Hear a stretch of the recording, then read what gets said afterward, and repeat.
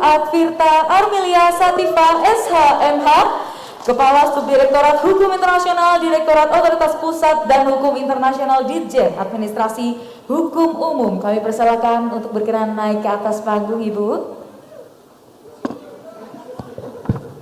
Baik, dan untuk narasumber kita, ada 2 narasumber untuk sesi ketiga ini. Dan kami undang untuk bisa naik ke atas panggung Bapak Tudiono SH, MPP, Direktur Otoritas Pusat dan Hukum Internasional. Silakan Bapak. Kemudian narasumber kita yang kedua, Bapak Dr. Yudi Prayudi SSI MKOM, Kepala Pusat Studi Forensika Digital FTI Universitas Islam Indonesia. Kami persilakan Bapak. Baik, untuk acara diskusi pada siang hari ini saya serahkan kepada moderator. Silahkan Ibu.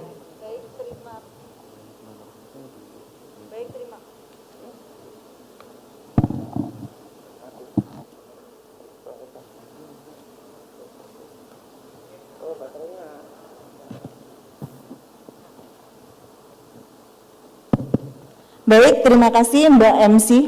Sebelum kita mulai sesi ketiga, mungkin saya kalau boleh mendengarkan suara Bapak Ibu terlebih dahulu. Mudah-mudahan masih tetap semangat. Baik, saya sampaikan salam, mohon untuk dijawab. Selamat pagi Bapak Ibu semua. Selamat pagi Bapak Ibu semua. Masih semangat? Luar biasa. Terima kasih Bapak Ibu semua. Ayo kita berikan aplaus dulu kepada kita semua untuk sesi ketiga pada hari ini. Assalamualaikum warahmatullahi wabarakatuh. Selamat siang, salam sejahtera untuk kita semua. Om Swastiastu, Namo Buddhaya, salam kebajikan.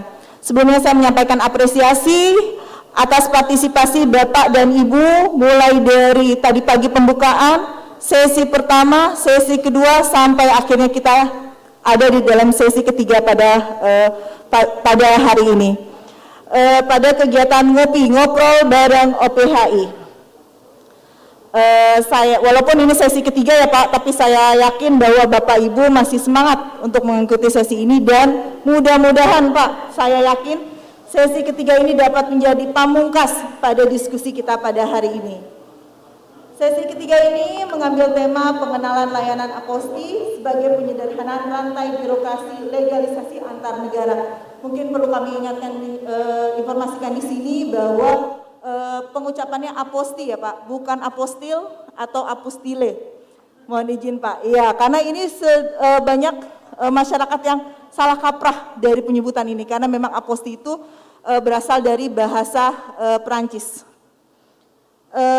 Sebagai informasi latar belakang, saya sampaikan bahwa telah terbit Peraturan Presiden Nomor 2 Tahun 2021 tentang pengesahan Convention Abolishing the Requirement of Legalization for Foreign Public Documents, Konvensi Penghapusan Persyaratan Legalisasi terhadap Dokumen Publik Asing, di mana Ditjen AHU Kementerian Hukum dan HAM sebagai pemprakarsa.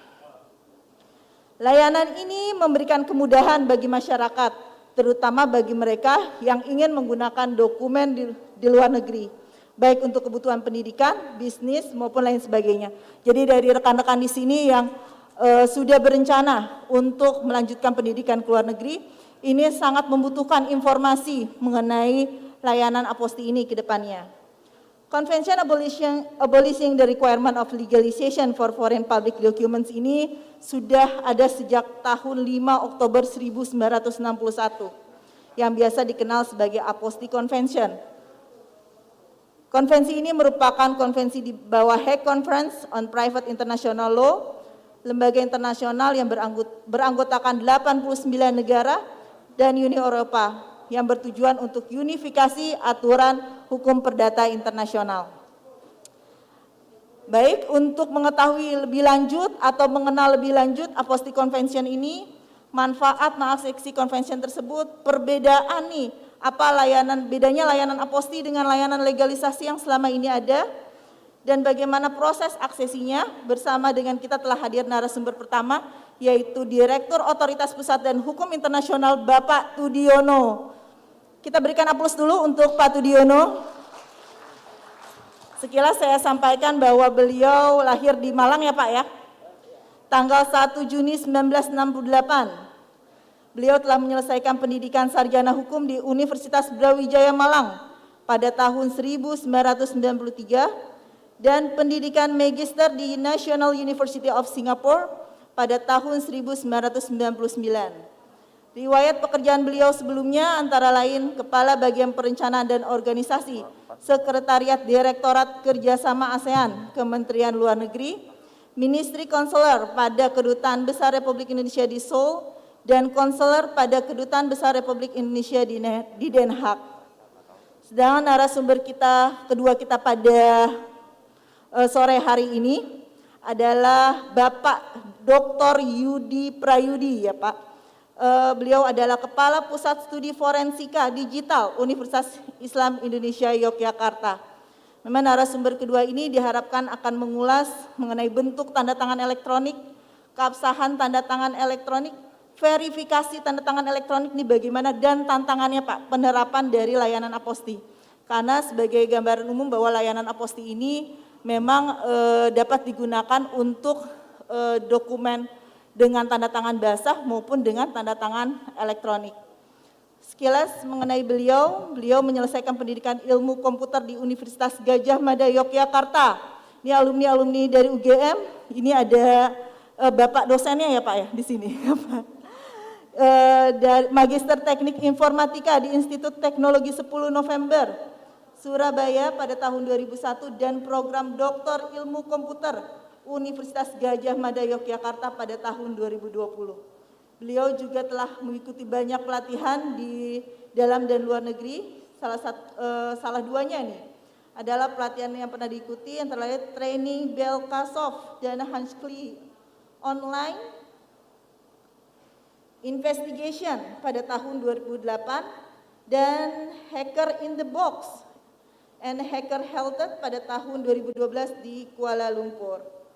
Baik, untuk efektivitas waktu langsung saja saya persilakan Bapak Tudiono sebagai narasumber pertama untuk memaparkan materinya.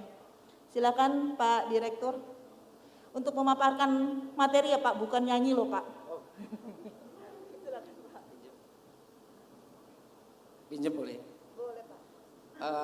Maaf tadi gara-gara sudah pemanasan jadi perlu ini. Sebetulnya memang lebih cocok nyanyi kali ya. Daripada untuk mengisi substansinya kami lebih bagus memakai bantuan aja. Alat bantunya ada kan untuk videonya? Ada Pak, sudah disiapkan videonya. Mungkin lebih bagusnya untuk mengantarkannya Bapak-bapak Ibu-ibu sekalian. Kita saksikan bersama-sama dulu putaran video mengenai konvensi aposti. Kami persilakan.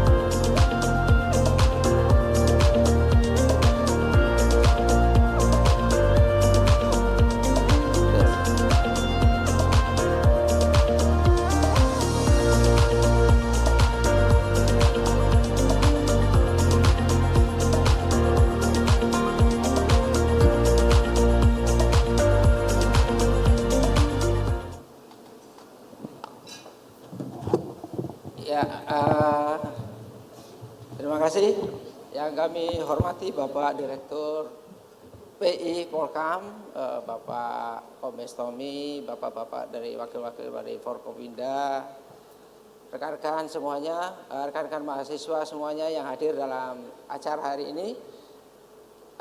Untuk aposti ini adalah salah satu dari produk yang dihasilkan dari Direktorat OBHI. Salah satu fungsinya adalah untuk melakukan kajian-kajian kebijakan.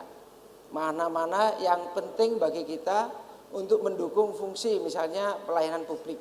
Karena Direktorat Jenderal Administrasi Hukum Umum ini salah satu fungsinya adalah untuk memberikan pelayanan publik. Nah, ini adalah hasil dari kajian tersebut.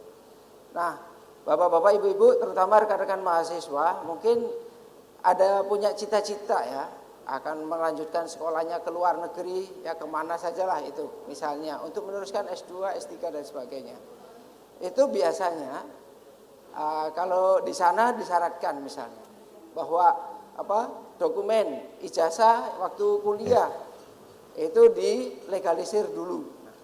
Jangan lupa pada saat rekan-rekan semua mahasiswa pada saat diminta untuk legalisasi, kemana teman-teman perlu melegalisasi.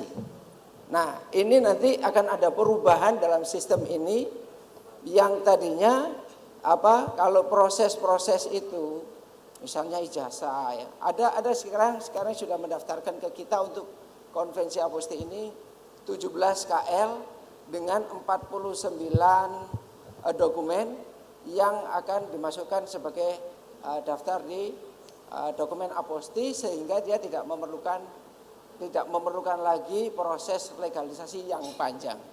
Nah, ini adalah beberapa itu. Jadi penting bagi rekan-rekan sekalian untuk memahami betul proses ini. Ya, konvensi aposti itu sendiri lahirnya bagi kita adalah memang tujuannya pertama untuk meningkatkan kualitas pelayanan publik. Dengan pelayanan ini yang tadinya proses pelayanan publik, kalau teman-teman dulu untuk legalisasi dokumen itu misalnya akte kelahiran, teman-teman harus ke Dukcapil ya. Dari Dukcapil dilegalisir, tanda tangan itu. Kemudian teman-teman masih harus membawa lagi ke Kemkumham. Dari Kemkumham teman-teman dibawa lagi ke Kemlu. Ke Kemlu di Pejambon di konsuler. Setelah dari Kemlu dilegalisasi, teman-teman masih harus pergi ke kedutaan negara yang dituju. Misalnya teman-teman mau ke Inggris, itu perlu ke konsuler Inggris. Baru kemudian saatnya dibawa dokumen itu setelah terakhir, dan di Inggris sana dibawa ke Kementerian Luar Negeri Inggris. Bisa dibayangkan betapa panjangnya proses itu kalau teman-teman diminta untuk legalisasi.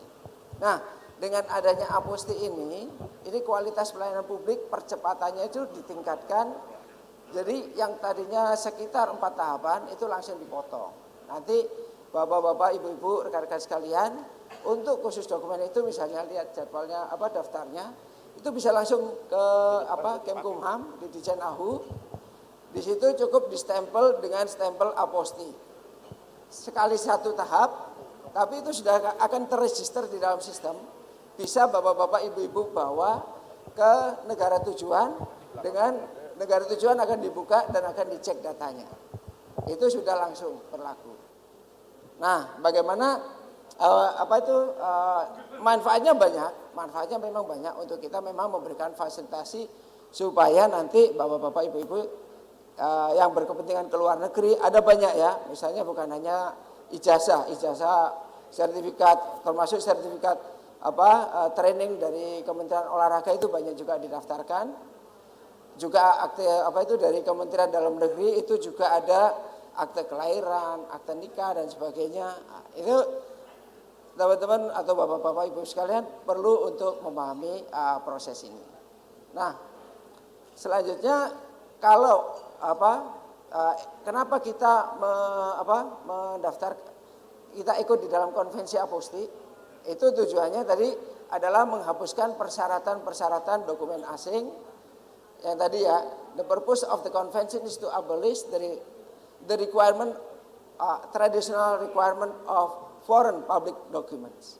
Jadi memang sudah sangat disederhanakan. Bapak-bapak, Ibu-ibu sekalian, ini proses ini sudah diawali, kita sudah proses yang maju, sehingga pada sekitar awal tahun ini itu sudah dikeluarkan Perpres nomor 2 ya. Perpres nomor 2 tahun 2021, pengesahan konvensi. Nah, setelah Perpres ini Bapak-bapak, Ibu-ibu sekalian, ini sudah kita siapkan aturan pelaksanaannya. Permenkumham mengenai tata cara pelaksanaan penghapusan persyaratan persyaratan dalam legalisasi dokumen asing sudah mengenai tata caranya, juga SOP-nya berapa lama. Ini target pertama memang sekitar 3 hari selesai. Kalau itu dokumen sudah komplit dan tidak ada permasalahan-permasalahan. Nah, ini juga sedang disiapkan aplikasinya.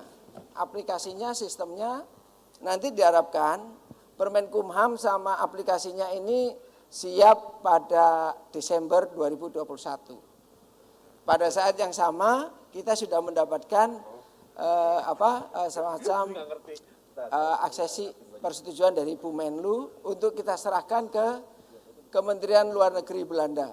Itu penyampaian instrumen aksesi. Itu akan disampaikan pada tanggal 5 Oktober ini. 5 Oktober ini bertepatan dengan Special Commission dari HCCH. Ya, mudah-mudahan Bapak-bapak, Ibu-ibu sekalian, setelah kita serahkan, itu masih ada masa, disebutnya masa sanggah.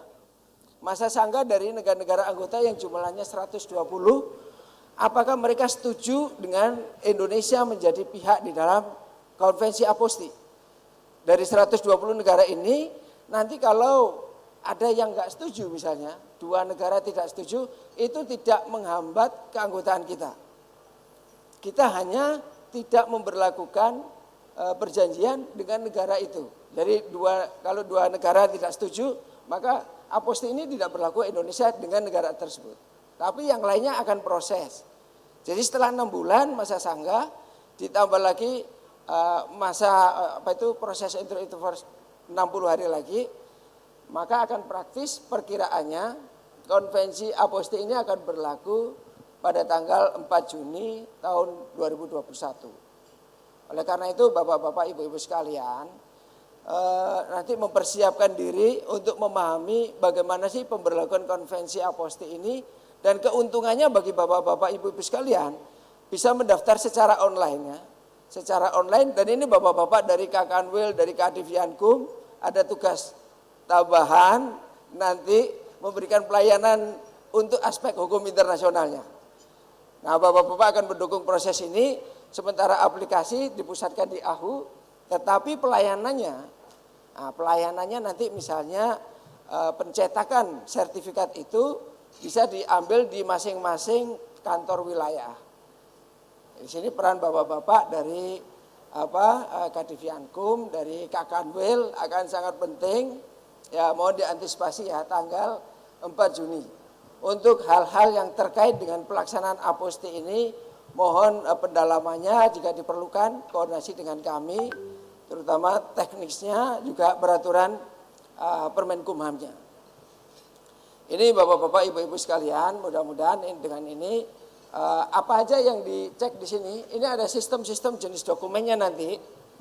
Jadi dalam konvensi ini ada dikenal ya, ada tanda tangan basah atau konvensional, ada tanda tangan secara elektronik yang tersertifikasi BSSN, ada juga tanda tangan yang belum tersertifikasi BSSN. Mengenai aspek ini nanti akan disampaikan oleh Bapak narasumber kita Pak Yudi mengenai tanda tangan elektronik tersertifikasi ya. Ini kemudian dilakukan verifikasi, register, output dan sebagainya. Mungkin itu pengantar dari kami, dari Bapak-bapak, Ibu-ibu sekalian. Kalau ada pertanyaan mengenai konvensi ini dan mengantisipasi nanti berlakunya, kami persilakan untuk nanti diperdalam. Terima kasih. Assalamualaikum warahmatullahi wabarakatuh. Waalaikumsalam warahmatullahi wabarakatuh. Terima kasih Bapak Tudiono atas paparannya. Beliau tadi sudah menjelaskan mengenai layanan legalisasi Aposti, nantinya merupakan layanan yang memangkas proses legalisasi dokumen publik yang panjang dan rumit ya Pak, menjadi satu tahap melalui penerbitan sertifikat Aposti oleh kompeten authority, dalam hal ini adalah Kementerian Hukum dan HAM. Lalu beliau juga sudah menyampaikan mengenai perkiraan implementasi atau entry into force-nya dari pemberlakuan dari konvensi tersebut, yaitu 4 Juni 2022 ya Pak. Jadi nanti diharapkan pada tanggal tersebut nanti kita sudah dapat mengimplementasikan dari layanan aposti tersebut. Dan juga penguatan peran kantor wilayah Kementerian Hukum dan HAM untuk layanan aposti ke depan, karena nantinya diharapkan dapat dicetak di 33 kantor wilayah. Baik, sebelum nanti masuk sesi tanya jawab, kami persilahkan dulu narasumber kedua, Bapak Dr. Yudi Prayudi menyampaikan mengenai tanda tangan elektronik, mulai dari bentuknya, keabsahannya, proses verifikasinya seperti apa. Baik, kepada Pak Dr. Yudi Prayudi kami silakan. Ya, terima kasih Pak Ibu Moderator, Pak Direktur. Mohon izin saya menyampaikan beberapa hal. Jadi kalau dalam agama itu berkahnya makanan itu di akhir katanya Pak.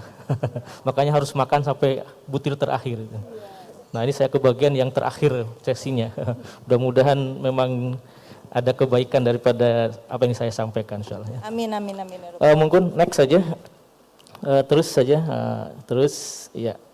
Berikutnya. Jadi Bapak Ibu sekalian,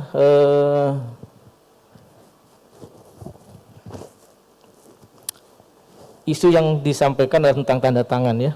Jadi tanda tangan saya kira kita semuanya sudah terbiasa tanda tangan ya. Dan tanda tangan itu merupakan sesuatu yang sangat spesifik sekali berkaitan dengan identitas ya. Next barangkali. Ini kelihatannya belum yang terbaru nih Mbak. Belum yang terbaru ini kelihatannya. Belum yang terbaru. Iya, slide-nya. Mungkin dari rekan-rekan operator? Saya skip sih. Ya. Iya. Tenang Pak, untuk waktu Bapak kita skors dulu Pak sebentar. Di stop dulu. Ya oke, sambil jalan aja. Jadi Bapak Ibu sekalian, tanda tangan ini salah satunya adalah memang sesuatu yang menjadi alat ya untuk identitas kita, dan di dalam tanda tangan ini merujuk kepada identitas, kemudian juga digunakan untuk memverifikasi suatu dokumen ya. Dan di dalam menorehkan tanda tangan itu, maka kita juga merujuk kepada siapa yang bertanggung jawab terhadap tanda tangan tersebut. Sudah terbaru bukan ya? Ya, next. Terus terus. Nah, permasalahan tanda tangan ini salah satunya yang mungkin sering dialami oleh kita itu adalah tentang pemalsuan tanda tangan ya. Ilmu tersendiri untuk melihat tentang pemalsuan tanda tangan ini salah satunya itu adalah grafologi ya. Jadi tentang bagaimana kita mengetahui adanya pemalsuan tanda tangan. Di zaman pandemi ini memang saya sendiri mengalami di dunia kampus itu ya, ketika kita semua serba online begitu, juga dokumen-dokumen pun juga online gitu ya. Nah salah satu yang sering kita lakukan itu adalah memverifikasi dokumen tanda tangan, baik yang sifatnya adalah untuk kepentingan resmi ya, ataupun juga mungkin keterangan ataupun hal berkaitan dengan komunikasi. Nah, pemalsuan tanda tangan ini sesuatu yang mungkin sering terjadi ya, kasus-kasus banyak sekali ditemukan. Nah, tentunya seketika kita berubah ke era berikutnya, next, transformasi digital, maka berubah tanda tangan itu salah satu itu penggunaan adalah untuk legalisasi ya. Jadi penggunaan tanda tangan salah satunya adalah untuk kepentingan legalisasi. Legalisasi ini sering kita perlukan, salah satunya mungkin kalau adik-adik sekalian yang sekarang ini masih belajar itu kita untuk kepentingan ijazah dan sebagainya dilegalisasi begitu ya. Next. Nah, legalisasi tadi sudah disampaikan oleh Pak Direktur ya. Jadi untuk legalisasi yang sifatnya adalah antar negara sangat panjang sekali prosesnya. Ya, sangat panjang sekali prosesnya, dan kemudian dengan adanya konvensi aposti, maka disederhanakan sehingga beberapa tahapan itu disederhanakan menjadi tahapan yang dikenal dengan aposti ini ya. Next. Saya kira dilewati saja terus. Nah, aposti bisa berbentuk sertifikat secara fisik dan juga secara elektronik ya. Dengan elektronik ini maka nanti selain mendapatkan sertifikat fisik juga ada bentuk elektroniknya. Next, ya, nah salah satunya Bapak Ibu sekalian, dengan transformasi digital sekarang ini, maka salah satu yang penting berperan penting itu ya, yaitu yang disebut dengan electronic signature, tanda tangan elektronik. Tanda tangan elektronik ini dalam prakteknya bisa berbagai bentuk cara. Berikutnya, next, ya, di atasnya ya, bisa beberapa bentuk cara ya. Jadi dengan menggunakan barcode atau dengan menggunakan tanda tangan yang juga mungkin kadang-kadang kalau kita mengikuti suatu webinar begitu ya, kita diminta verifikasi tanda tangan kehadiran dengan menggunakan pena gitu ya, ataupun dengan cara yang lain. Jadi ini ada banyak bentuk tanda tangan elektronik. Kemudian berikutnya, nah ini yang sering digunakan ya dalam penggunaan tanda tangan elektronik. Berikutnya, sehingga tanda tangan elektronik ini sekarang sudah menjadi satu kebutuhan tersendiri ya. Jadi hampir semua layanan termasuk juga dengan turunnya PSTE ya terkait dengan peraturan pemerintah berkaitan dengan pemerintahan yang berbasiskan kepada elektronik, itu sudah dikehendaki adanya tanda tangan elektronik sebagai salah satu bagian daripada model bisnis di pemerintahan sendiri ya. Berikutnya, nah ini contoh penerapan tanda tangan elektronik ya. Jadi ketika kita membuat tanda tangan elektronik, salah satu bentuk yang bisa didesain itu sangat variatif sekali ya. Ini tergantung dari apa yang akan di-insertkan ya. Bisa barcode, bisa nama ya, ataupun juga bisa tanda tangan yang di-insertkan. Tetapi salah satunya nanti akan ada informasi-informasi tertentu yang dilekatkan ya dengan tanda tangan tersebut. Berikutnya, berikutnya lagi ya. Nah, keberadaan tanda tangan elektronik ini secara hukum itu tercantum atau termuat di dalam Undang-Undang ITE. Yang pertama terkait dengan Undang ITE tahun nomor 11 tahun 2008, kemudian di dalam perubahannya nomor 19 tahun 2016, di mana disebutkan bahwa tanda tangan elektronik tersebut adalah tanda tangan yang terdiri atas informasi elektronik yang dilekatkan, terasosiasi atau terkait dengan informasi elektronik lainnya yang digunakan sebagai alat verifikasi dan autentikasi.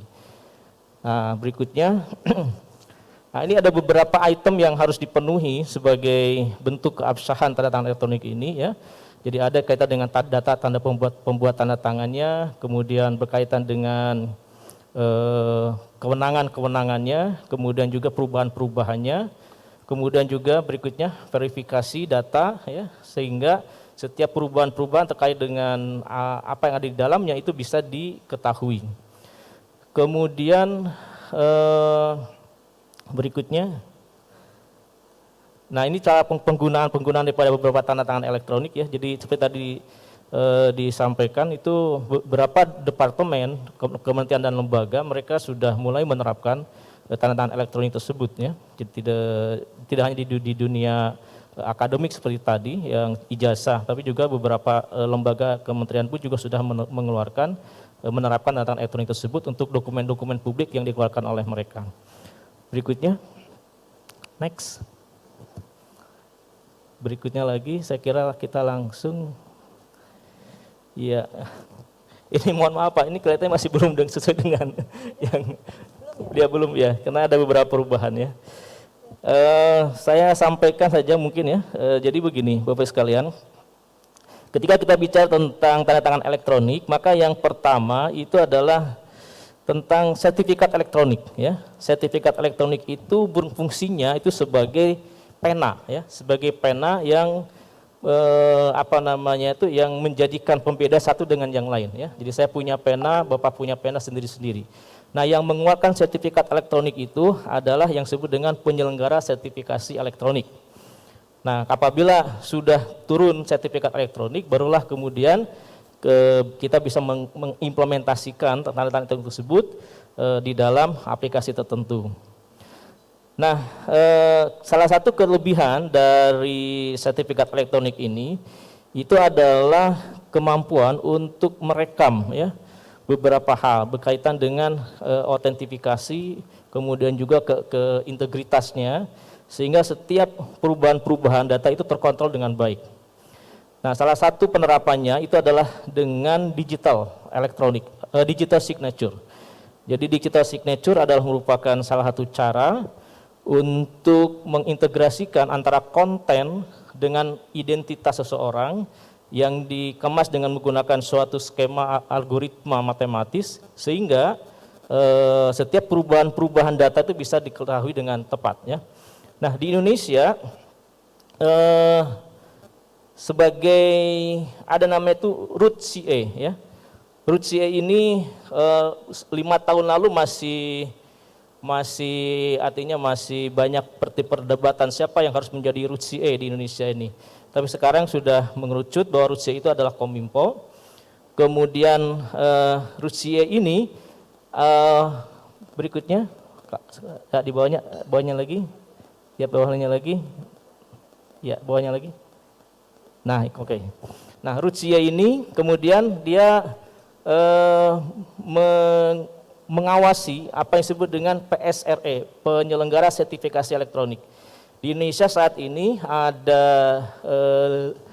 2 yang dikelola pemerintah ya, BSSN dengan BPPT, kemudian yang lain dikelola oleh swasta. Nah, artinya yang sekarang sudah terverifikasi mendapat otorisasi untuk menjadi penyelenggara sertifikasi elektronik itu adalah lembaga-lembaga ini.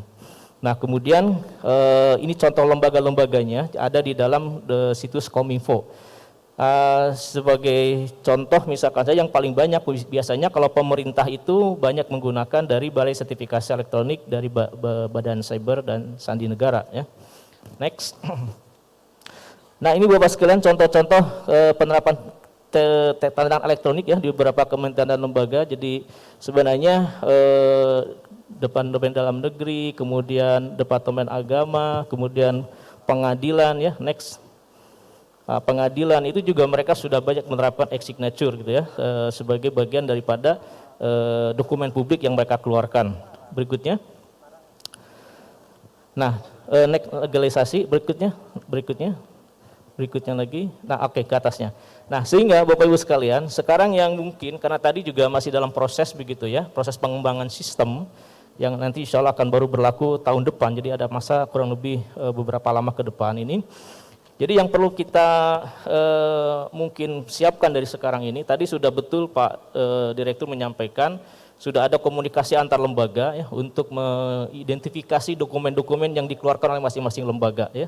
Jadi setiap kementerian lembaga mereka mengidentifikasi dokumen-dokumennya, kemudian juga mendaftar siapa saja pejabat-pejabat publik yang kemudian akan menandatangani dokumen tersebut.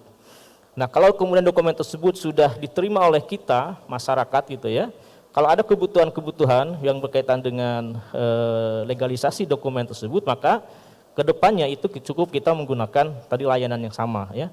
Nah, permasalahan utama itu adalah ada di bagian verifikasi dan autentikasi ini ya, itu permasalahan utama.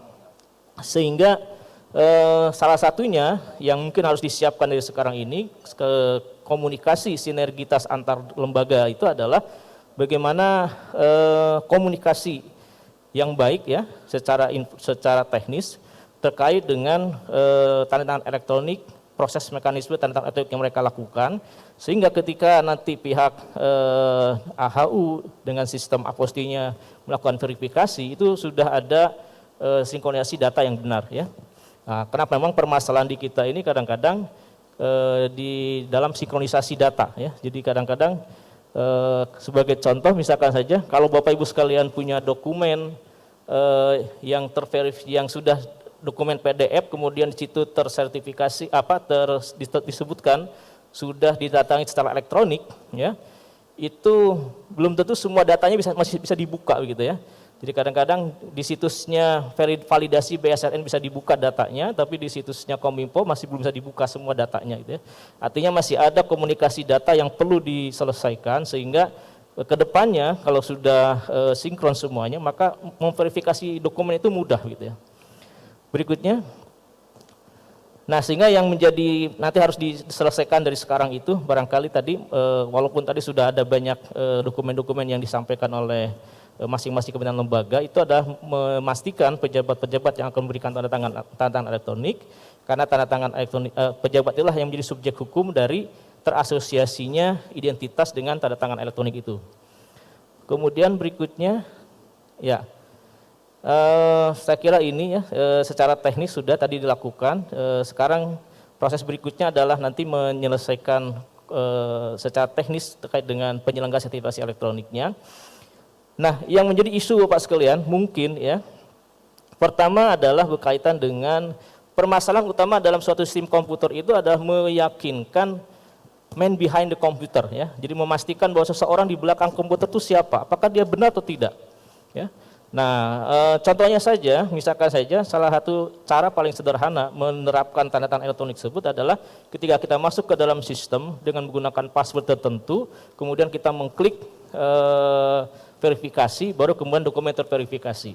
Nah, permasalahannya selama ini kalau menggunakan tanda tangan biasa, ya orang yang bersangkutan harus tanda tangan langsung begitu ya. Tapi kalau dalam dunia elektronik ya, selama orang punya password, ya bisa saja dia kemudian melakukan aktivitas tersebut ya, artinya memastikan man behind the computer itu menjadi salah satu isu penting di dalam sistem komputer. Sehingga perlu ada verifikasi-verifikasi yang memastikan otorisasi identitas seseorang yang memang berhak betul melakukan tanda tangan elektronik tersebut. Kemudian yang lainnya berkaitan dengan next. Nah ini sebelumnya lagi, coba sebelumnya. Mengidentifikasi siapa yang menjadi penandatangan itu adalah salah satu isunya ya. Kemudian perubahan-perubahan itu harus bisa diidentifikasi dengan baik ya. Kemudian waktu tanda tangan itu juga, masalah waktu pun juga menjadi salah satu isu penting, kali di dalam Undang-Undang ITE itu ada klausul penting berkaitan dengan waktu. Jadi waktu penerima dan waktu sistem diterima dan waktu sistem keluar itu akan sesuatu yang berbeda. Nah, jadi harus dipastikan betul tentang Pak waktu Yudi, ini. Waktunya tinggal 2 menit lagi. Ya, bentar lagi Bu. Next 2 slide ini. Nah, ini contoh Bapak Ibu sekalian, kalau kita ini nanti kalau Bapak Ibu sekalian mendapatkan dokumen elektronik berkaitan dengan surat yang di dalamnya ada sudah ditandatangan elektronik begitu ya.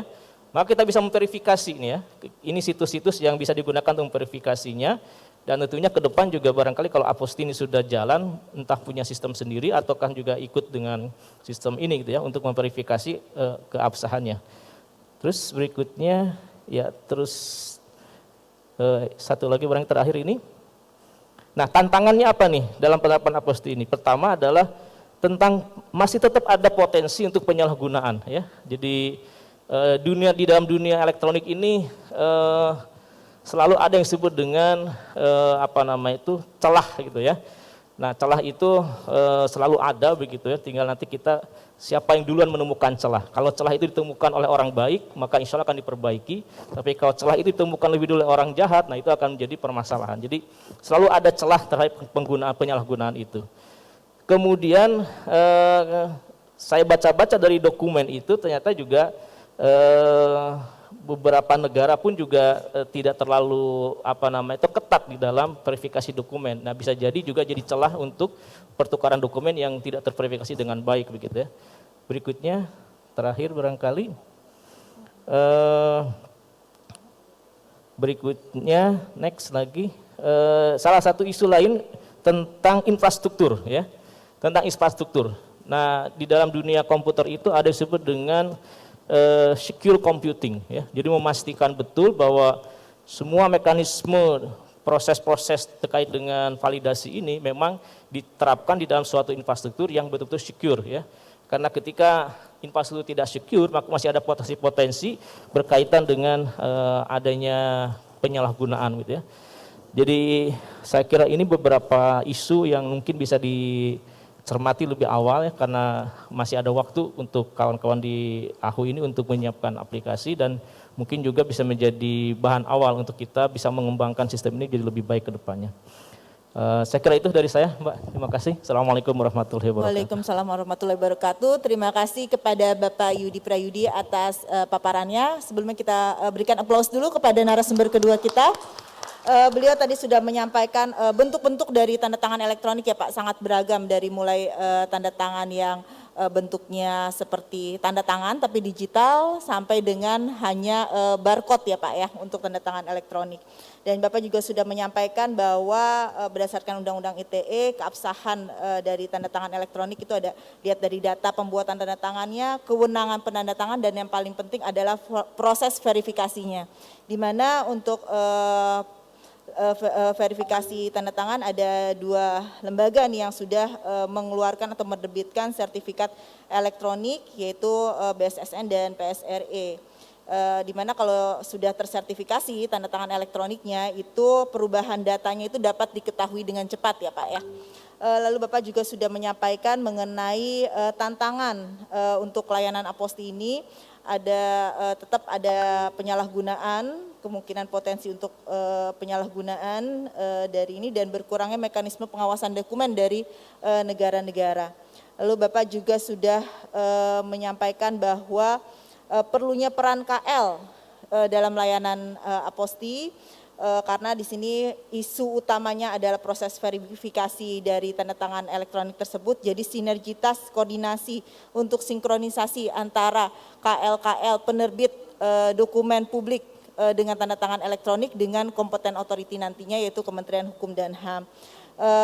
Bapak Yudi juga sudah menyampaikan bahwa pentingnya untuk memastikan orang yang di belakang atau man behind the computernya selama ada password itu dapat dilakukan oleh siapa saja, berbeda dengan tanda tangan biasa atau dengan goresan itu sudah jelas yang menandatangani, tapi kalau dengan tanda tangan elektronik itu sangat bergantung siapa yang mengoperasikan dari komputer tersebut. Bapak juga sudah menyampaikan mengenai perlunya memperhatikan waktu mulai dari memasukkan data, waktu verifikasi dan penerbitan dari dokumen tersebut. Baik, untuk pendalaman lebih lanjut mengenai layanan aposti ini dan juga tanda tangan digital pada dokumen-dokumen elektronik, langsung saja kita buka untuk sesi diskusi kita pada sore hari ini.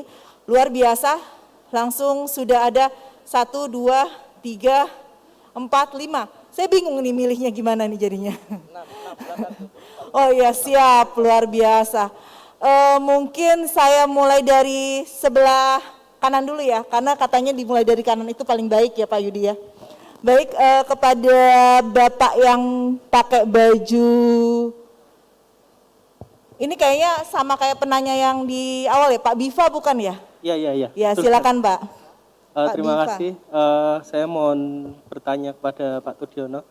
Mohon izin Pak, saya ingin ingin menanyakan kembali Pak proses mengenai sertifikat apostil ini, khususnya terkait apabila kita ingin mendaftar kampus Pak, untuk mendaftar kampus, kan kita perlu legalisasi ijazah dan transkrip dari kampus asal kita. Nah, apakah dengan sertifikat apostil ini cukup atau tetap melibatkan kampus? Karena setahu saya proses legalisasi transkrip dan ijazah itu tuh ketika kita ingin meminta harus ditandatangani oleh nggak tahu kalau di kampus lain, tapi kalau di kampus saya harus ditandatangani oleh wakil rektor 3, kemudian dicap stempel kampus seperti itu. Kemudian untuk pendaftaran perkuliahan misalnya di Amerika Serikat Pak, pendaftarannya itu tidak hanya memerlukan legalisasi, tapi amplopnya pun juga amplop dengan kop univ, kemudian harus ada stempel di flap amplop tersebut, kemudian kita harus juga tanda tangan, harus juga mendownload form contact person untuk kemudian diisi oleh PIC di kampus itu, dan juga kita harus mengirimkan secara fisik sertifikat bahasa. Nah, apakah ketentuan-ketentuan ini sudah tercakup gitu loh Pak dalam sertifikasi, dalam perihal sertifikat apostil ini? Karena kalau misal saya mendaftarkan di kampus di Amerika Serikat, tapi saya menggantikan proses sesuai requirement mereka menjadi sertifikat apostil, kita kan ada ketakutan Pak, apakah nanti aplikasi kita tetap diterima atau tidak diterima dengan alasan tidak memenuhi requirement mereka. Seperti itu Pak pertanyaan saya. Mungkin itu saja Pak, terima kasih. Baik, terima kasih Pak Biva. Izin yang pertanyaan nomor 2 itu tadi mempersyaratkan di amplopnya itu ada kop unitnya, terus ada seal-nya, terus ada itu yang dipersyaratkan dari institusi di Amerika Serikatnya Pak? Maaf, bisa di...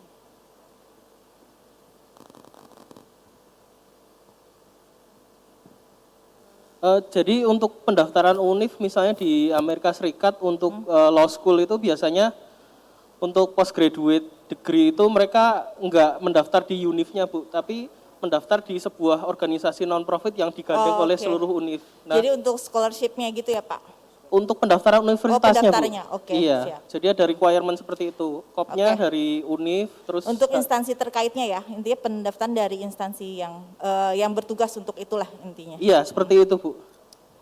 Baik, terima kasih Mas Biva. Lanjut ke penanya kedua, yaitu ada 2 bapak-bapak. Mungkin ya yang di tengah dulu ya Ibu ya. Ya, silakan Pak. Terima kasih para narasumber. Mohon izin Pak, mungkin bisa disebutkan nama dari mana? Nama saya Dayan Sirait dari Kejaksaan Tinggi Jateng.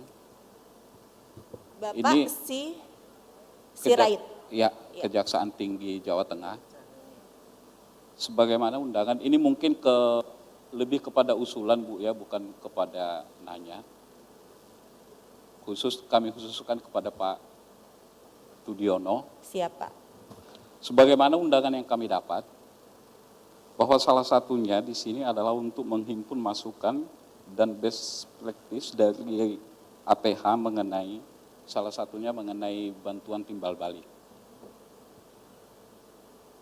Dari sesi 1 sampai ke 3,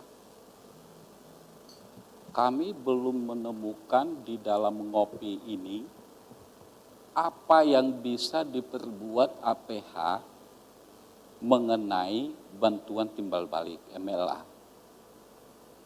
Ya, karena di Undang-Undang Bantuan Timbal Balik itu ada Kementerian Luar Negeri, ada Kemenkumham, ada pengadilan, ada kepolisian, ada kejaksaan. Kalau boleh, ini hanya usul Pak, hanya usul, kalau misalnya ada diskusi publik lagi begini, khusus kami yang di kejaksaan, ya, untuk memudahkan bantuan timbal balik sebagaimana disampaikan Pak Dirjen Ahu tadi, kita harus melepas pada ego sektoral. Dari tadi yang kami inginkan itu apa yang bisa kami laksanakan di dalam memudahkan bantuan timbal balik ini. Tapi mulai dari awal, misalnya tadi Pak Tommy dari Interpol, mungkin bisa memberi masukan apa yang lebih, apa putusannya, apakah dakwaan itu harus ada tindak pidana pencucian uangnya atau bagaimana. Karena sampai dengan saat ini masih banyak uang kita yang di luar negeri. Jadi mungkin itu apa, mungkin dari Pak Kemenlu tadi. Jadi nanti ke depannya kita satu langkah untuk bagaimana memudahkan uang-uang kita yang ada di luar itu bisa kembali ke Indonesia. Itu usulan kami Pak untuk ke depannya. Mohon berkenan atas usulan itu. Terima kasih. Assalamualaikum warahmatullahi wabarakatuh.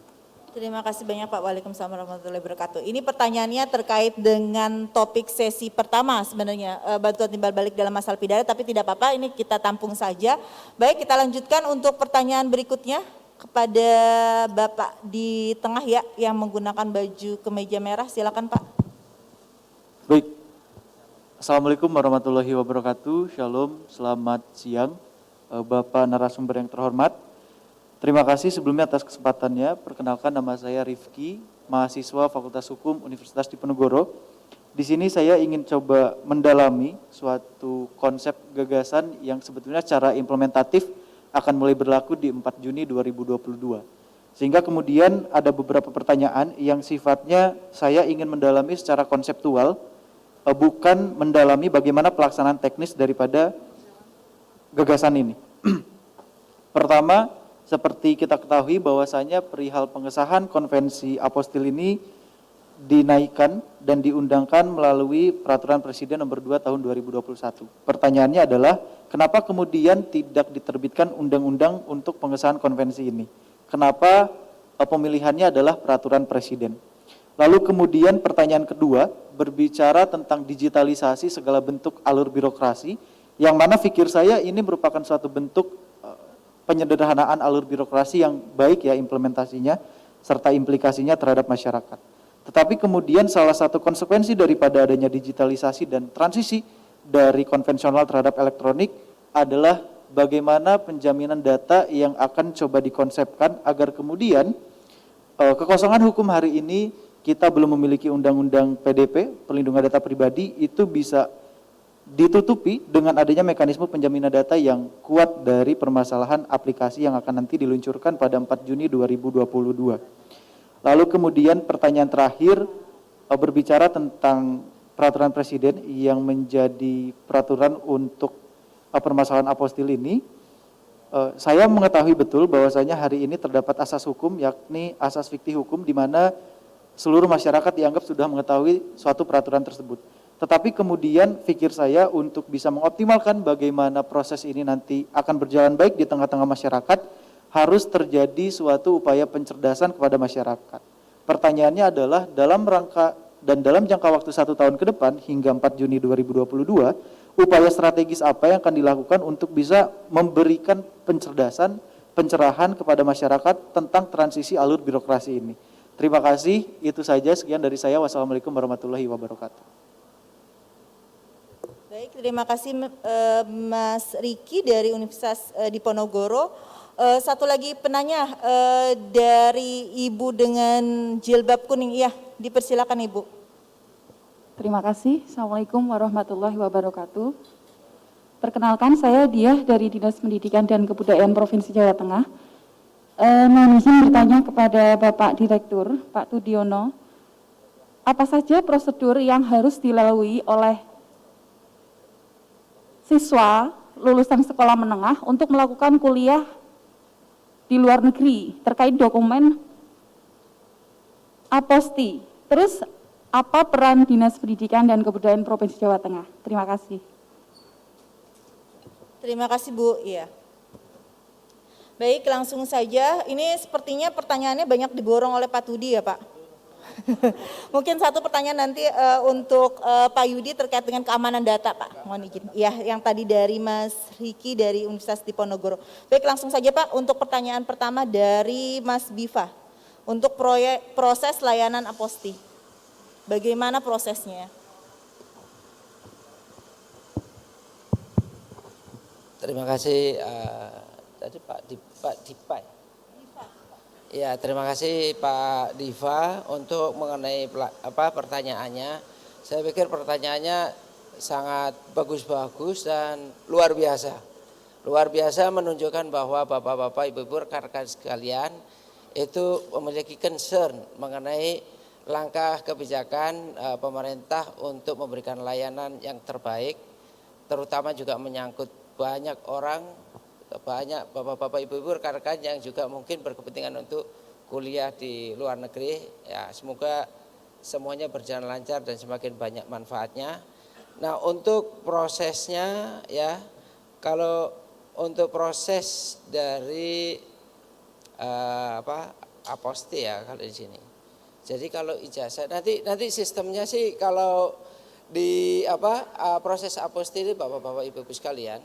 Jadi memang hanya satu tahap aja ya yang diperlukan. Jadi kalau yang tadinya itu bertingkat-tingkat, kalau dari universitas ditandatangan oleh wakil rektor, kemudian untuk legalisasinya bisa ke kantor Dikbud, kemudian sampai ke Kemlu dan sebagainya. Nanti cukup Pak Diva atau rekan-rekan semua, cukup dari tanda tangannya Wakil Rektor itu sudah diperoleh dan langsung ke tempat kami, ya, namanya Competent Authority ya. Iya, nanti secara sesuai dengan peraturan presiden itu yang ditunjuk sebagai Competent Authority adalah di tempat kami. Jadi Bapak cukup datang ke tempat setelah memperoleh ya tanda tangannya dilegalisasi oleh Wakil Rektor, dibawa langsung ke tempat kami. Jadi ini juga menjawab sekalian ada pertanyaan yang online dari Pak Zaki Ulya tadi di situ. Oh belum ya. Kenapa kok tidak satu pintu aja? Jadi ini betul-betul satu pintu. Jadi ini tidak ke Kemlu lagi. Kita sudah bangun koordinasi sama Kemlu mengenai aspek-aspek pelayanan ini termasuk shortcutnya sehingga tidak melalui Kemlu, tidak melalui kedutaan-kedutaan lain lagi. Langsung ke Kemkumham yaitu ke Competent Authority untuk konvensi aposti. Jadi saya pikir ini sudah cukup jelas. Kemudian untuk persyaratan-persyaratan formatnya sendiri, bentuknya, desainnya, sertifikat itu mengikuti ketentuan aposti ya. Entah itu apa yang kata-kata istilah yang harus ditampilkan di situ itu sudah ada diatur. Kemudian ada stempelnya atau seal-nya itu sudah diatur. Jadi kalau di negara itu tadi tergantung dari negaranya nanti ya Bapak-bapak Ibu-ibu sekalian, Pak Diva juga. Kalau ke negara yang kebetulan dia adalah negara pihak dari aposti, maka kita kalau ada kesulitan di lapangan, ada persyaratan yang macam-macam, nanti kita perlu juga jalin komunikasi dengan Competent Authority-nya di sana supaya apa yang dihadapi oleh masyarakat kok ini sudah sesuai dan sebagainya, masih ditambah syarat-syarat ini. Tapi intinya adalah kita mengikuti ketentuan-ketentuan aposti dan persyaratan-persyaratan dokumen mengenai format dan bentuknya. Saya pikir itu. Ada lagi pertanyaan yang berikutnya ya? Nah, untuk Pak Sirait yang MLA, kita menembus dimensi waktu pagi tadi. Ini sebetulnya bukan materi di sore ini, langsung kita ke aposti, tetapi pertanyaannya sangat baik, sangat penting mengenai MLA, ya, Mutual Legal Assistance. Itu bagaimana kita nanti arahnya adalah sarannya supaya kita ini memiliki satu kesatuan langkah ya dan peran masing-masing dari KL. Tadi disebutkan berbagai aparat penegak hukum yang terkait, ada kepolisian, ada kejaksaan, mungkin juga nanti dia ada KPK, ada penyidik pegawai negeri sipil, ada Central Authority, bagaimana. Nah, kalau di Mutual Legal Assistance ini Bapak-bapak Ibu-ibu sekalian, prosesnya itu tergantung. Ya, prosesnya itu sangat tergantung dari ada dua. Yang outgoing artinya permintaan kita ke negara lain. Nah, kalau permintaan kita ke negara lain itu tergantung dari proses di kita sendiri. Kalau itu misalnya kasus itu sedang dalam proses penyidikan, terus asalnya misalnya dari kasusnya munculnya di Semarang sini, maka bisa dilakukan penyidikan oleh Polda Semarang, langsung penyidikannya ya, terus diajukan ke tempatnya Pak Tommy di Kadif Binter Ses NCB, dimintakan MLA misalnya untuk kasus ini diperlukan kesaksian orang yang lagi ada di misalnya di Filipina, katakan di Filipina orangnya lagi ada di sana atau karena tinggal di sana udah nggak ada di Indonesia lagi pengambilannya. Nah ini nanti dari kejaksaan ini bisa koordinasi sama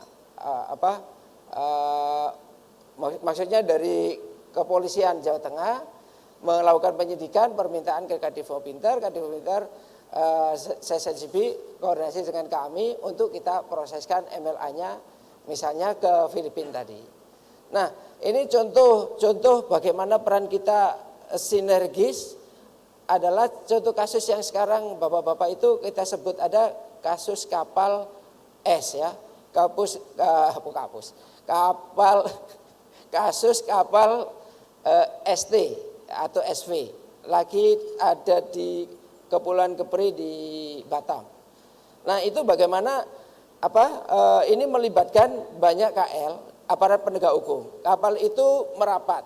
Kapal itu membawa kapal yang muatannya itu adalah diduga sebuah muatan yang miliknya pemerintah Kamboja, tapi dibawa lari.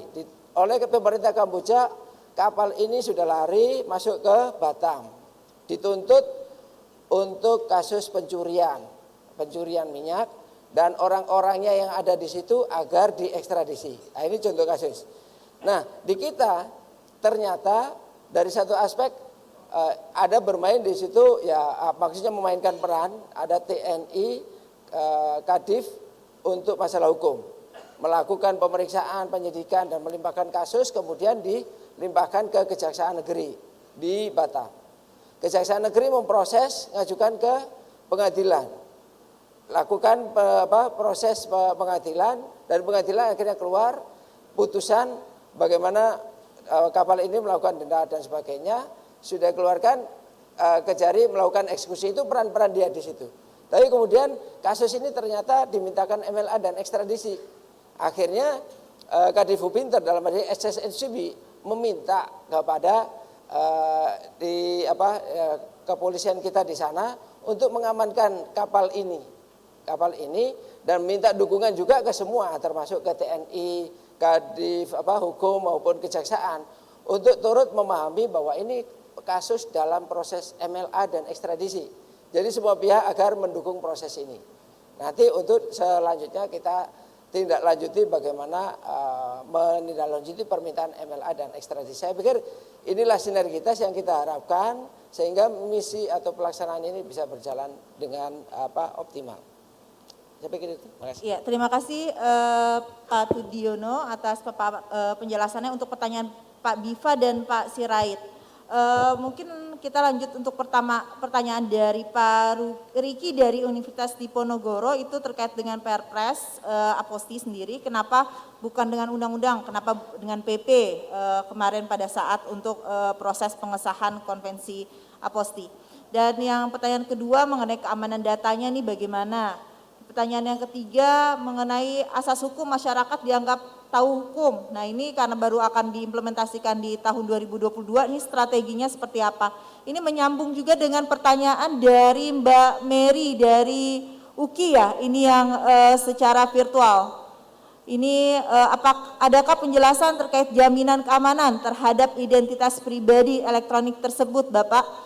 Nah, ini mungkin nanti bisa dijawab sekalian ya terkait dengan keamanan identitas pribadi dan keamanan data oleh Pak Yudi.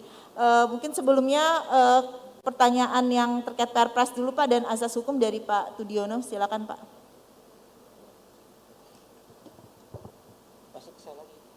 Iya, yang untuk Perpres Pak dan asas hukum.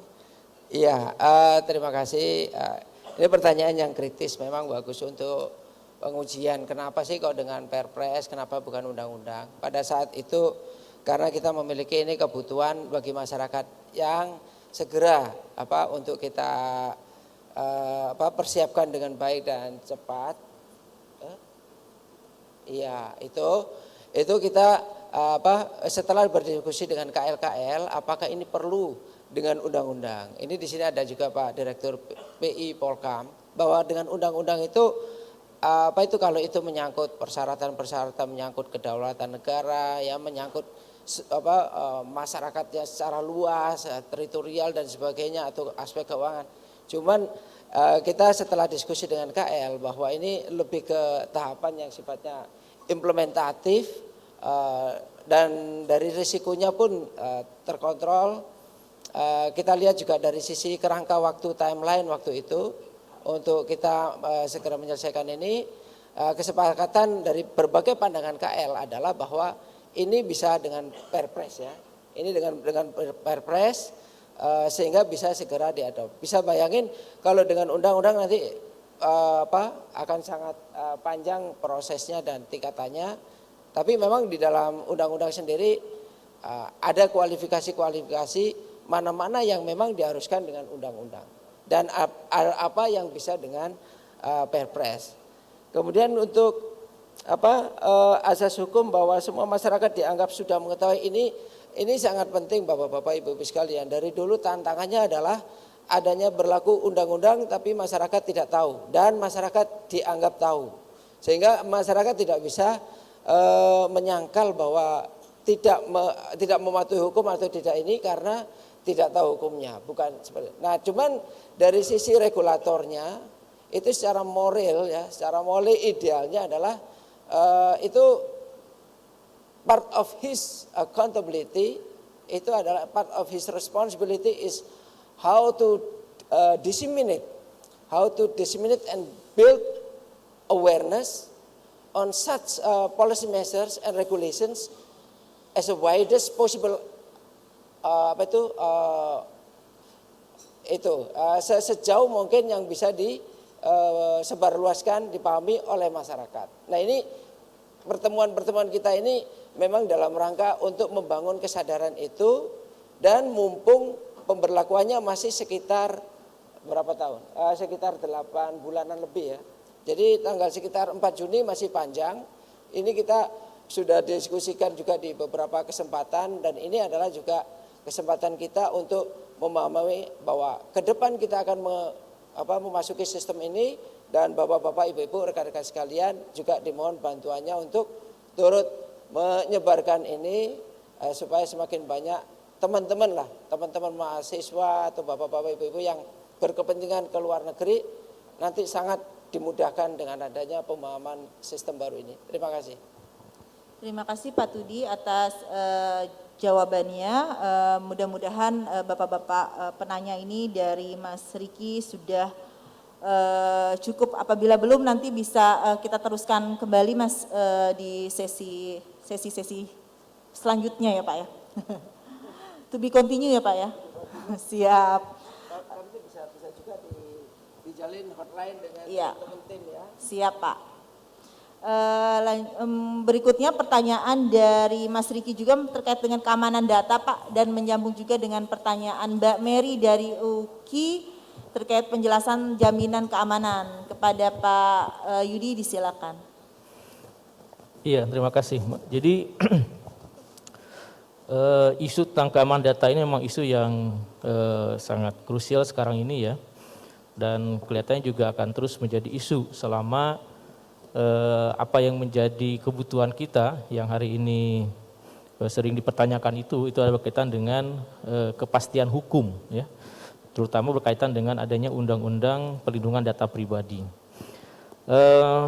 Memang banyak aspek dari keamanan data ini ya, jadi kita tidak hanya bisa melihat dari satu sisi saja. Kalau dari satu sisi berkaitan dengan katakanlah aplikasi begitu ya, berkaitan dengan aplikasi atau sistem, itu ada proses internal yang harus dibuat oleh suatu pengembang sistem. Nama itu ada pen test, ataupun juga bagaimana caranya memastikan bahwa tidak ada hole di dalam suatu sistem itu ya.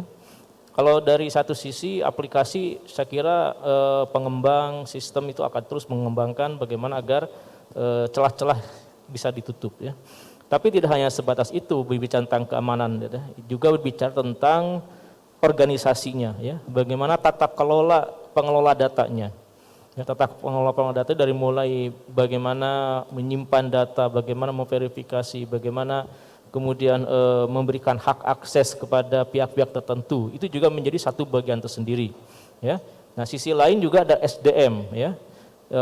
Dalam dunia security ada satu pepatah bahwa manusia itu adalah the weakness link dalam dunia security. Jadi manusia itu adalah titik terlemah, rantai terlemah dalam keamanan ya, karena sistem mungkin sudah dibangun, kemudian tata kelola juga sudah bagus ya, tetapi kalau manusia yang ada di dalam sistem tersebut tidak konsisten, itu masih ada celah gitu ya. Tapi kita harus berbaik sangka bahwa ketika ada kebutuhan berkaitan dengan data ya, ya kita sampaikan apa yang menjadi kebutuhan, karena yang lebih bertanggung jawab yang utama itu adalah yang mengumpulkan data.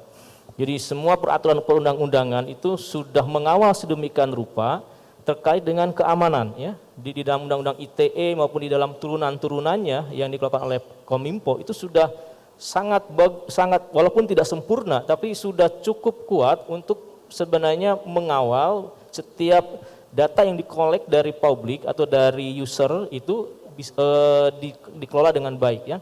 Termasuk juga kewajiban dan sanksinya. Nah, masalah tidak efektifnya sanksi, masalah kewajiban yang mungkin tidak diterapkan dengan baik itu ada permasalahan lain dari kelengkapan organisasi tersebut, ya. Jadi saya pikir mungkin nanti ke depannya secara secara evolutif begitu, ya, kita sendiri sebagai dewasa dalam memahami data pribadi ini semakin aware. Di sisi lain adanya kebutuhan masyarakat seperti itu juga akan mendrive pihak-pihak yang selama ini mengelola data juga untuk semakin aware lagi, semakin baik lagi dalam mengelola sistem. Nah, khususnya untuk kawan-kawan yang nanti akan mengembangkan Aposti, itu satu kelemahan orang Indonesia itu, biasanya kita ini launching sistem dulu baru trial bar error gitu, ya. Jadi kita sering punya masalah begitu, ya. Kita bisa bayangkan katakanlah kalau ya 10% lah dari alumni dari alumni S1, ya, mau S2-nya ke luar negeri, ya, itu pada saat yang sama akses sistem gitu, ya. Nah, itu jadi permasalahan tersendiri biasanya, ya. Jadi banyak sekali konkuren sistem yang mengharuskan menerima user bersamaan, itu kadang-kadang tidak bisa mengelola sistem dengan baik, ya. Apalagi nanti juga akan ada beberapa daerah, ya, desentralisasi daerah dalam hal mendapatkan pencetakannya begitu, ya. Nah, ini juga infrastrukturnya harus dipertimbangkan. Kita bisa belajar dari beberapa negara, mereka ini kalau mau mengeluarkan suatu aplikasi yang akan digunakan oleh publik, maka dipastikan betul, ya, terkait dengan keamanannya, terkait dengan kongruennya, sistemnya dan sebagainya, sehingga ketika di launching ke sistem ke publik itu memang sudah layak begitu, ya.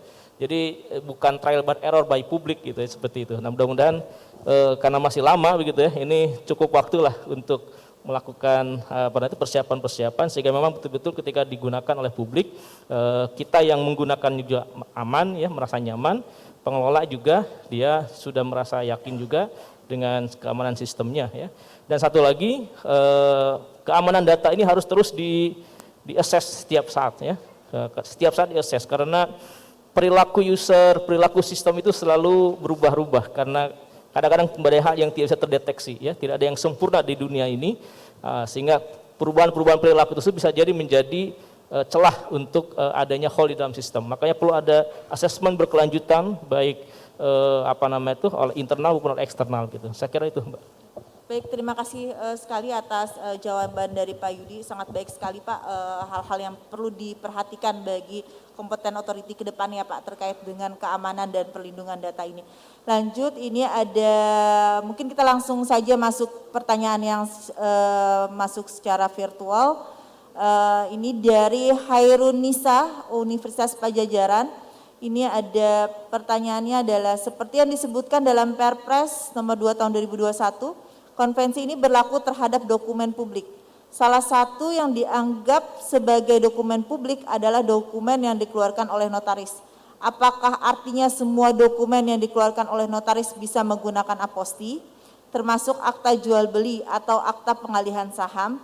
Jika tidak, apa saja dokumen yang dikeluarkan oleh notaris yang dapat menggunakan aposti? Pertanyaan kedua, apakah surat kuasa dapat menggunakan aposti? Dan yang ketiga, apakah saat ini dokumen asing yang sudah menggunakan aposti dapat digunakan di Indonesia? Pertanyaan berikutnya, mungkin pertanyaan yang ketiga, kita lihat dulu. Ini dari Zaki Ulia, Fakultas Hukum Unsam. Pertanyaannya, legalisasi aposti apakah ada kebijakan jadikan satu pintu saja? Misalnya ngurusnya di Kemenkumham saja, nggak perlu ke Kemenlu atau sebaliknya, agar lebih mudah dan tidak birokratis. prosesnya. Baik, mungkin untuk pertanyaan kedua tadi bisa kembali kepada Pak Tudiono, Pak, untuk dokumen notaris. Memang kan untuk dokumen notaris itu merupakan salah satu yang menggunakan layanan aposti, Pak. Di sini. Ya.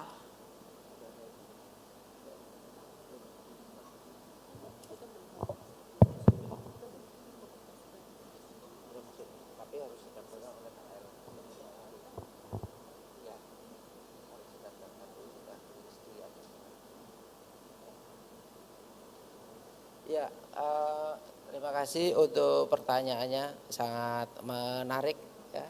Untuk dokumen-dokumen yang dikeluarkan oleh notaris memang itu adalah dokumen-dokumen publik yang memang bisa untuk diajukan sebagai dokumen aposti. Cuman memang persyaratannya adalah bahwa pada saat kita submit instrument of accession nanti itu di situ ada nantinya ada di lampirannya itu ada list dokumen yang kita tetapkan nantinya.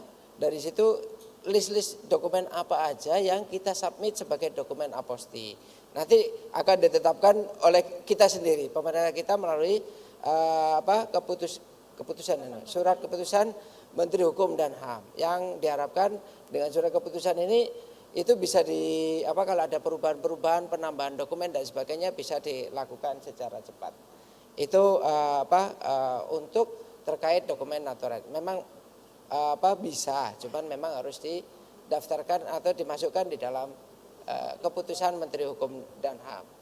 Kemudian untuk pertanyaan Pak Zaki ini hampir mirip. Yang pertanyaan kedua yang surat kuasa. Surat kuasa pun itu surat kuasa juga sama. Kalau itu dilakukan untuk ke para pihak, dia didaftarkan juga ke notaris sama juga bisa dimasukkan di dalam list dokumen aposti. Kalau itu memang dipandang penting nanti ya untuk hubungan kerjasama hubungan hukum dengan negara mitra dipandang penting, kita masukkan di situ. Terus berikutnya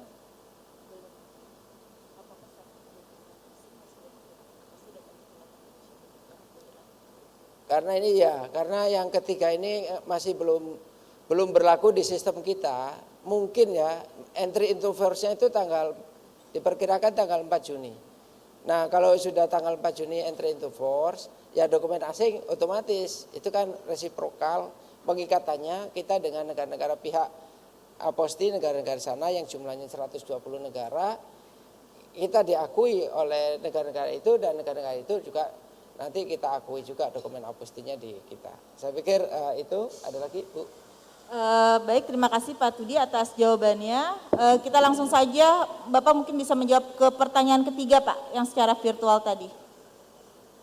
Ya, ini dari Mas Zaki atau Mbak nih? Mungkin bisa di spotlight gitu. Pak Zaki Ulia dari FH Unsam. Iya, Pak Zaki. Legalisasi aposti apakah ada kebijakan jadikan satu pintu saja? Gitu, Pak. Iya, ini ide yang cocok memang untuk penyederhanaan dan memang seperti itu. Nanti begitu ini berlaku, ini adalah satu pintu. Jadi yang dicita-citakan oleh Mas Zaki atau Mbak Zaki, Mas Zaki ya, itu memang terjadi penyederhanaan proses yang sangat signifikan ya. Sudah tidak perlu lagi nanti itu katanya ke Kemlu juga sudah tidak lagi. Jadi begitu sudah ada tanda tangan dari sekolah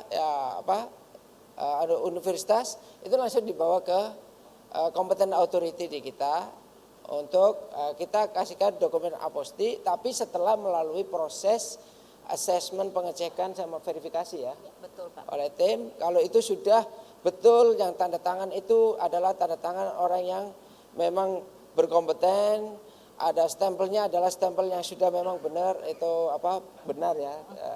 Makanya itu kita bisa keluarkan di situ dan betul-betul satu pintu. Jadi nggak perlu ke sekitar 4 tahapan tadi. Terima kasih. Baik, terima kasih Pak Tudi. Ada satu pertanyaan Pak, tadi kelewat dari Bu Dia Dinas Pendidikan Pak. terkait dengan prosedur nih kalau misalkan ada dari tamatan SMA yang mau melanjutkan pendidikan di luar negeri, ini bagaimana prosesnya terkait dengan aposti ini dan perannya dari Dinas Pendidikan ini seperti apa Pak? Oh iya, terima kasih ini Ibu dari Dinas Pendidikan. Kebetulan memang dari Dinas Pendidikan juga sudah memberikan jawaban ke kita ya. Jadi list-list dokumen-dokumen apa yang diajukan oleh Kementerian Pendidikan dan Kebudayaan ini ke kita untuk didaftarkan di Aposti. Kita sudah terima, antara lain juga ijazah-ijazah dan sebagainya, listnya cukup panjang. Jadi kalau terkait dengan ijazah-ijazah SMA, kemudian untuk kuliah di luar negeri, itu memang cukup dengan ijazah yang dikeluarkan sekolah itu, yang langsung tadi ke prosesnya ke Competent Authority Aposti untuk dikeluarkan di situ. Tapi peran dari Dinas Pendidikan dan Kebudayaan sebagai instansi yang berwenang di situ sangat penting untuk turut menjadi bank data lah ya, bank data untuk membantu melakukan verifikasinya ya terhadap pengumpulan spesimen tanda tangannya, sehingga nanti itu menjadi bahan bagi kita untuk melakukan verifikasi. Itu yang diperlukan betul-betul dari Dinas Pendidikan Kebudayaan. Nanti mohon bantuannya juga dari bapak-bapak ibu-ibu yang mewakili KL yang membantu mengumpulkan spesimen tanda tangan masing-masing sesuai dengan bidangnya atau dokumen yang diperlukan, dan itu akan menjadi bank data kita yang kedepannya semakin kaya dan semakin komplit, semakin baik. Terima kasih. Baik, terima kasih Pak Tudiono atas penjelasannya. Ini memang kita kembali lagi dibatasi oleh waktu karena memang sudah cukup sore Pak, sudah hampir pukul 4:30 sore Pak, izin. Iya. Luar biasa ternyata antusias dari bapak-bapak dan ibu-ibu ini, baik yang secara langsung dan maupun secara virtual. Terima kasih atas perhatian dari Bapak dan Ibu. Semoga diskusi kita pada sore hari ini dapat bermanfaat bagi pelaksanaan tugas dan fungsi kita ke depannya, serta memperkaya wawasan kita juga terkait dengan proses layanan Aposti ini. Saya tutup diskusi sesi ketiga ini dengan sebuah pantun. Jalan-jalan ke Semarang, jangan lupa membeli lumpia. Bapak Ibu terima kasih telah datang. Saya tutup diskusi ini dengan bahagia.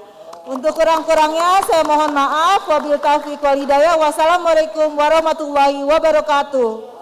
Untuk acara selanjutnya saya serahkan kepada Mbak MC. Silakan Mbak. Waalaikumsalam warahmatullahi wabarakatuh. Boleh kita berikan aplaus yang sangat meriah kembali untuk sesi kita yang ketiga ini.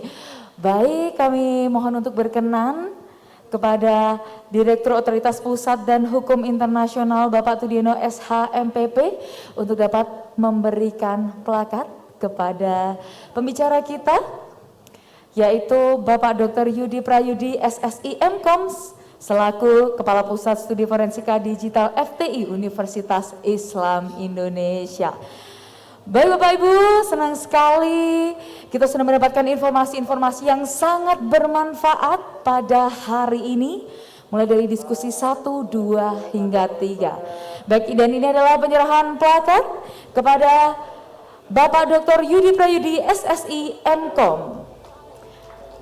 Baik, boleh kita berfoto terlebih dahulu Bapak? Silakan dibuka maskernya. Sebentar saja untuk sesi foto bersama pada sore hari ini. 1, 2, 3. Oke, mau ganti pose mungkin Bapak Ibu? Bebas boleh. Baik, silakan. 1, 2, 3. Oke, luar biasa. Terima kasih Bapak dan juga Ibu yang sudah berkenan memberikan informasinya pada sore hari ini. Kami persilahkan untuk bisa kembali ke tempat. Mohon izin Mbak, Ya, saya silakan. kelupaan. Penanya terbaik Mbak. Oh iya Ibu, baru saja mau saya tanyakan. Saking tadi. husunya ngedengerin Pak Budi sama Pak Yudi. Baik, silakan Bu, bisa diumumkan. Silakan Pak. Pak, saya persilakan mungkin Pak Tudi nih, siapa Pak penanya terbaiknya Pak? Dibuka KPA-nya. KPA-nya, silakan Pak. Pak Tudi 1, Pak Yudi 1. Penanya yang dari floor dulu Pak, yang hadir langsung di ballroom ini Pak. Sebetulnya kalau boleh pertanyaannya semuanya baik ya. Cuman kalau diberikan semua jadi nggak pas. Harus dipilih salah satu. Kami yang terbaik mungkin ya Pak Mas Rifki ya. Mas Rifki. Mas Rifki yang Selamat, menjadi Mas penanya Rifki. terbaik secara yang hadir langsung ya Pak di ballroom. Ini karena kalau dari kata Pak Yudi tadi ini sesi terakhir. Itu banyak berkahnya ya Pak. Ada tambahan lagi Mas, selain voucher OVO 100.000 ada buku nih. Satu buku ini terkait dengan hukum internasional, memang tidak terkait langsung dengan aposti tapi namanya Hukum Perang Islam ini. Silakan untuk Mas Rifki nanti bisa dibawa pulang. Satu orang lagi silakan Pak Yudi yang hadir secara virtual. Iya. Oh yang pertama Mbak Hairu Bu itu ya Pak, yang dari UKI ya Pak, yang terkait dengan pelindungan data ya Pak. Ya nanti juga akan dikirim bukunya Bu. Dari Bu siapa tadi? Mungkin bisa ditampilkan kembali. Memperoleh sebagai penanya terbaik secara virtual memperoleh voucher OVO senilai Rp100.000 dan tambahan buku Hukum Perang Islam. Terima kasih Mbak. Baik, luar biasa. Terima kasih Ibu, Bapak. Kami persilakan untuk kembali ke tempat dan kami ucapkan selamat kepada 2 orang pemenang yang berhak mendapatkan voucher OVO senilai Rp100.000 dan juga ada tambahan bonus ya Ibu ya. Buku yang luar biasa, buku Hukum Internasional yang pastinya sangat bermanfaat. Baik Bapak Ibu semuanya, tanpa terasa kita sudah berada di penghujung acara. Terima kasih sekali lagi saya ucapkan kepada para tamu undangan yang telah bergabung pada hari ini, baik bergabung secara langsung maupun virtual melalui aplikasi Zoom, yang telah bersedia meluangkan waktunya mengikuti acara ini hingga selesai. Saya Asa, mohon pamit undur diri.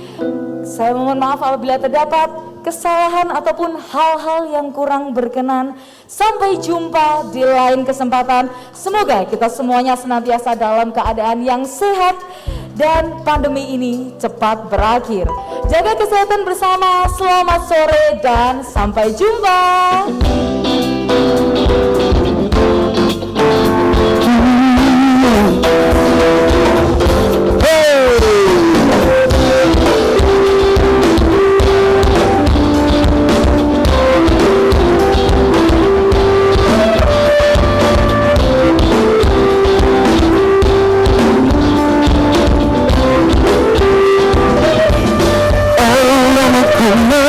Rasa udara bumi indah menghasilnya, tak dapat lagi ku ucapkan syukuri yang terpesona.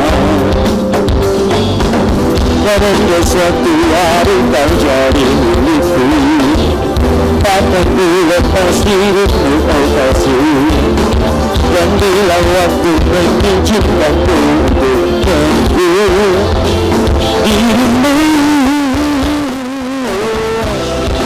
ku rasa ku telah jatuh cinta pada pandangan yang pertama.